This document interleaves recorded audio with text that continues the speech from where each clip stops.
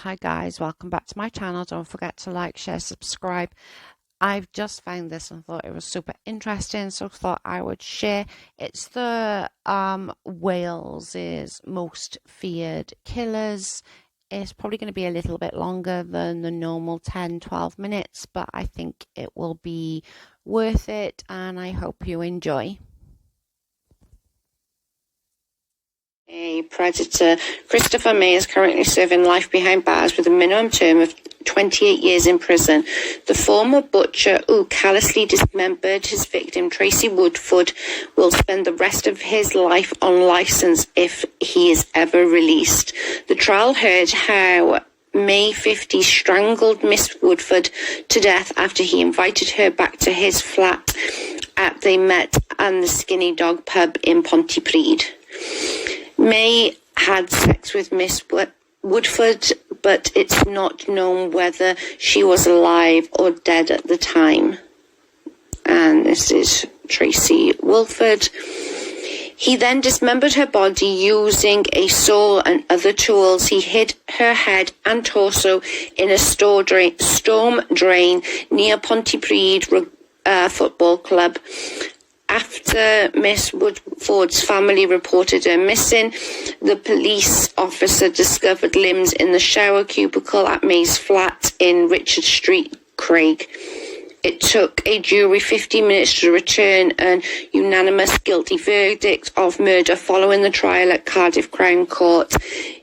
Cries of yes were heard from Tracy Woodford's family in the public gallery as May's sentence was passed, while the killer remained emotionless as he took down to the cells. In our courts, the box where the defendant is, there's always a door which goes straight down into the holding cells. The former steakhouse worker had earlier told the jury how he had killed Tracy when he quote-unquote lost control. During an argument after he claimed she tried to steal his wallet and insulted his child. Somehow I feel like I don't believe him, but I digress. The judge thanked investigating officers, Detective Inspector Rob Cronick from South Wales Police, and praised the consummate professionalism of Police Sergeant Stuart Williams and Police Constable Craig Gardner, who discovered parts of Tracy's bodies at May's flat. This one is Sammy Amari. It was around midnight on New Year's Eve on 2014 when staff of Future Inn's Hotel in Cardiff Bay discovered the body of Nadine Abreuse in room 203. The duvet had been pulled over her head. The ottoman had been pulled from its normal position and stained bedding of towels had been left in the bathroom. It led one to the most complex operations South Wales have been involved in. Almost 2 years later, American millionaire businessman Sammy Amari was jailed for 17 years for the murder of his ex-girlfriend. The New Yorker was sentenced to life imprisonment with the minimum term of 17 years after admitting the murder on the second day of the trial at Cardiff Crown Court. Oh, she's so pretty. So sad. Shortly after the killing, Amari left the Future Inn's hotel in the early hours of the morning and made his way to Heathrow Airport, jumped on a plane to Qatar in bid to escape justice. Although Amari was thousands of miles overseas, police were able to track down in Tanzania and bring him back to Wales in order for him to face consequences for his barbaric actions. During the manhunt, investigating officers, chief negotiator in the case, Chief Inspector Gareth Morgan, conducted a number of conversations with Amari as he attempted to remain one step ahead of the authorities. Amari and Nadine met on the internet dating site muslimmatch.com in 2012. They developed a long-distance relationship through phone calls, Skypes, and visits to Cardiff several times in 2013. Nadine visited him in New York the following summer, and he later told police that he had raped her. It says here that he was seen leaving the Cardiff hotel. He also sent her threatening messages, with one saying, "I have been calling you a lot. I will never stop or will give up. I will harm you." Amari visited Nadine around Christmas time in 2014, but was told to leave the country following a dispute with Nadine's brother. He called Nadine and asked her to come to his hotel, telling her that he had left his passport and phone at her house. He wanted them back. After visiting a nearby restaurant where staff said something wasn't right, the pair arrived back at the hotel around 11:10 p.m. It was the last time Nadine was seen alive before leaving the hotel and approaching a bar manager, Peter Morris, and asked for directions to the M4. It's not hard to get to the M4 from Cardiff, mate. He said he had left the do not disturb sign on the door because his quote-unquote sister was still sleeping. At 12:20 p.m. on New Year's Eve, the duty manager entered the room and discovered Nadine's body. Hotel staff then called the police, who arrived and began investigating. Detective Chief Morgan, who led the operation, he took Nadine's phone and laptop with him. He phoned the hotel and told them that they needed to look in room 203 because he was worried about his friend. Detective Morgan, who led the operation, he took Nadine's phone. Oh, sorry, I just read that one. He spoke to the detective and was asked if she was okay. They call became weird, and negotiator me was deployed. Amari lied and started to try to help him kill himself. He didn't know she was dead. It was quite bizarre. He was concerned about her being buried. The negotiator was so secure a safe arrest and stop him causing harm to another person. Wow, guys. On January 2nd, 2015, Amari began contacting Nadine's friends and family, and while all posted on Facebook account, Amari also sent a text message to Mrs. Abreuse's mother. "I know you feel let tittle go. What? I love her too. It's your effing son." That is the most bizarre. Like, what? On January 19th, Amari was found in a town in Tanzania where he had family and was detained. On January 9th, a number of preliminary hearings at Cardiff Crown Court in which Amira pleaded guilty to a murder, and trial date was set for October 19th, 2016. And was due to last a number of weeks. But after a day of the trial, the case was opened. Amari changed his plea to guilty, and he was sentenced on November 3rd. Wow. And I'm going to apologise if I said any of the names wrong there. Just put that out there. I'm sorry, I tried. We have John Cooper. John Cooper is a millionaire. Farmer Richard Thompson, 58, and his sister Ellen, 56, were shot at their remote mansion near Milford Haven in 1985. 3.5 years later, in 1989, Gwenda and Peter Dixon were shot at close range while taking their dog along a Pembrokeshire coastline path near Little Haven. Hiding their bodies, soaked bodies in a screen of hazel, twigs and bracken, John Cooper later cycled into Pembroke and Haverfordwest to use their cash card. Witnesses described him as the notorious wild-looking man who photo fit was widely circulated. But psychopath Cooper made a fatal mistake, taking Mrs. Dixon's shorts and wearing them for a year. oh my good God, as a trophy. Jesus Christ. One more than a quarter of a century, Cooper broke into dozens of people's homes, escaping from his crimes with money and people's prized possessions via a maze of hedgerows, fields and fences. To be fair, there's lots. Milford Haven, Haverfordwest, all of them areas. Pembroke is just fields, so it doesn't surprise me.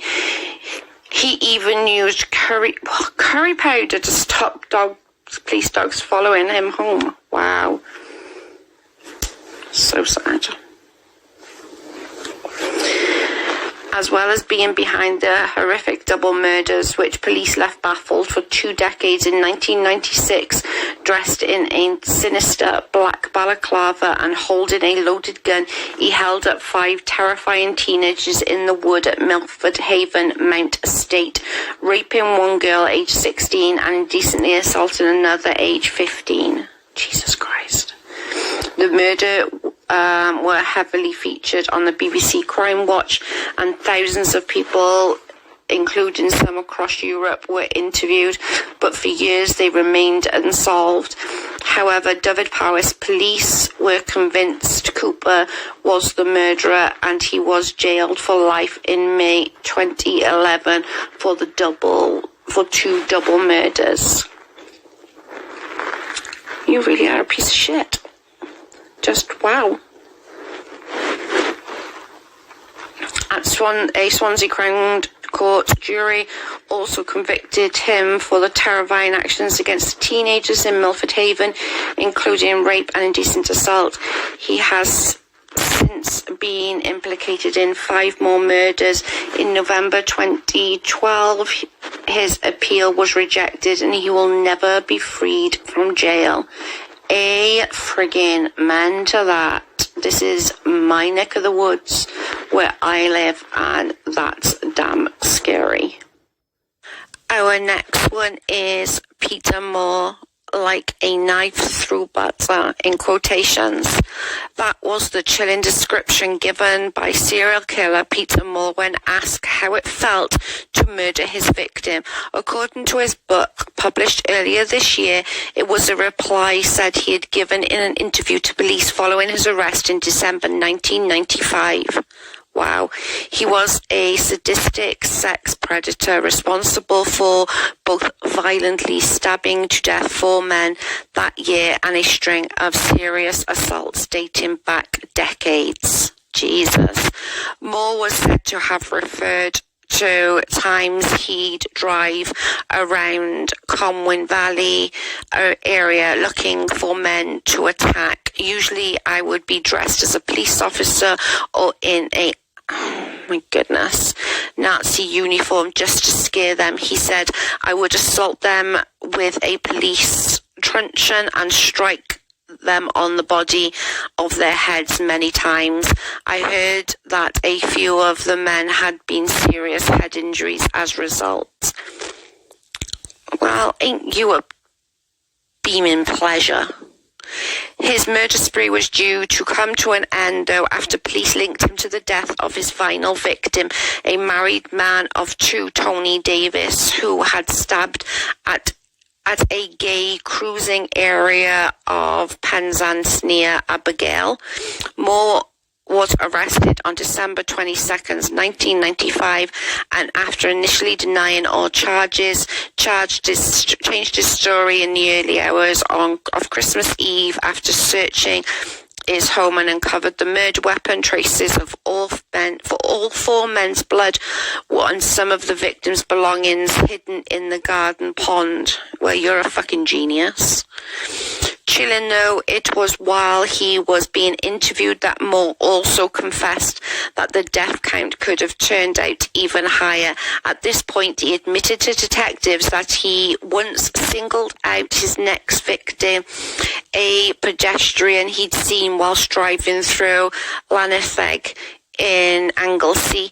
He had He was handed 4 life sentences in November 1996 and remains locked up in one of the UK's toughest jails, Wakefield. Yeah, Wakefield's is pretty rough. And so-called Monster Mansion, along with the likes of April Jones Murder, Mark Brigade, and, yeah, that word, prophet singer Ian Watkins. Wow, ain't you a freaking ray of sunshine?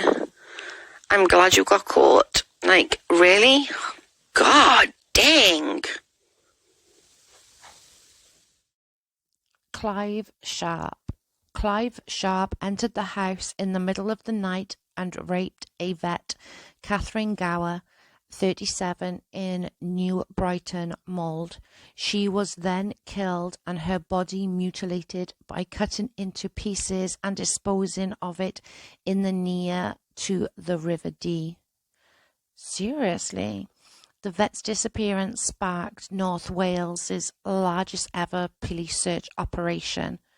Remains were first found on the 31st of October in a shallow pool in the field in Sealands, known locally as Lulham. Lord Jesus.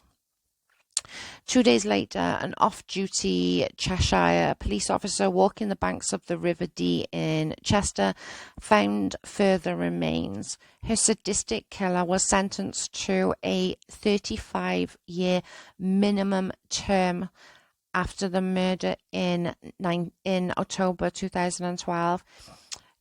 Minimum of 37. That's really good. That means that he can't even apply to even downgrade to a Cat C or anything like that. So, it must have been pretty bad. You've heard me speaking about our sentences before. They're not the best. So for that to happen, she's so pretty. And then there's you. You can see, look at his eyes. Is that just me or not? I don't know. A judge said he was a danger to women and should never be released. Wow. Well, there are definitely some scary people. Okay, so part 2 starts in with David Morris. David Morris was handed 4 life sentences after he brutally bludgeoned 3 generations of a family to death with a pole in South Wales. Worst mass murder. Holy crap. First, the killer entered the victim's home, went upstairs and smashed a heavy fiberglass pole repeatedly into the face of a 40-year-old grandmother Doris Dawson. When Mandy and her daughter arrived home, he killed them in identical sadistic fashion. Well, you're a bundle of friggin' joy. The horrific crime took place in Calvin Road in Clondalk on Saturday the 27th in 1999. Morris had sexually assaulted and killed Miss Power before inflicting devastating head injuries on her daughter Katie 10 and Emily 8. Jesus, Lord have mercy. He then washed his hands in the shower before starting several fires around the house to try to cover his tracks. When firefighters and police arrived, they found the bodies of the victim laid out in the hall. Mandy, Katie and Emily, the daughters and the grandmother. Wow. A bloodstained gold necklace was found at the scene, which Morris eventually admitted was his, although he claimed it was broken and he left it in Miss Power's house after going around there for a coffee. Okay. But 3 others were arrested and questioned before Morris was eventually charged with the murder and convicted in 2002. The court conviction was later quashed by a court of appeal. After it was found that he did not receive a fair trial due to conflict of interest. Swansea builder was jailed for life for the second time in 2006 after a prior conviction was quashed. Thank God. He was also protested his innocence, and there is a campaign to see him equally freed. Are you freaking kidding me? But at present, he remains in jail. Well, praise the Lord for small mercies. Jesus. That was in Clydach in Swansea. That's crazy. Hugh Hardman, 90-year-old widow Mabel Leishon was stabbed to death in November 2001 in Llanfowpal in Anglesey by Matthew Hardman. He had lived just a few yards away and had been to Mrs. Lanthon's paperboy. He mutilated her body before placing pokers at her feet, oh my God, in the shape of a cross. Lord have mercy. Aww, she's a doll. You're an evil, sadistic blank. His victim's heart had been removed, wrapped in newspaper and placed in a saucepan on a silver platter next to her body. Holy shit. A Meals on Wheels worker. A Meals on Wheels is in Wales. It's for elderly or disabled if you're living alone rather than trying to cook. They prepare meals. It's all fresh and they will bring it to you. And you just place it in the microwave to heat it back up. I'll carry on. Following day, but over the next month, police leads went nowhere. Then late in December, when a Crime Watch appeal revealed the ritualistic aspects of the death, the killer was immediately dubbed the Vampire Killer. More than 200 people got in touch with Crime Watch and named Matthew Hardman. He had been questioned in October 2001 for asking a foreign exchange student to bite his neck. Oh, Lord have mercy. Police officers searched his home and found magazines and books about vampires, including Bram Stoker, Dracula, several occult internet sites bookmarked on his computer, and find out how to become immortal. Lord have mercy. They also found a kitchen knife which bore traces of Mrs. Lyson's blood. A court heard how he had killed and drunk his victim's blood in a ritual. Hardman was jailed for life in 2002. I hope this son of a bitch stays in jail. Legitimately. At the end of this, I'm also going to put the pronunciation correctly of the village because I didn't say it right, but you'll understand. They've shortened it in this story, but you'll understand why I have difficulty saying it. I'll place that at the end of this here. So, Llanfair Pwllgwyngyll go Gerchwyn but Llantysilio Gogo Goch, a village in Wales which is surprisingly small. Thanks for watching. Hope you enjoyed that one. Don't forget to like, share, subscribe, ring the bell to get notifications for next time I upload, and I will catch you all on the next one. Thanks, guys.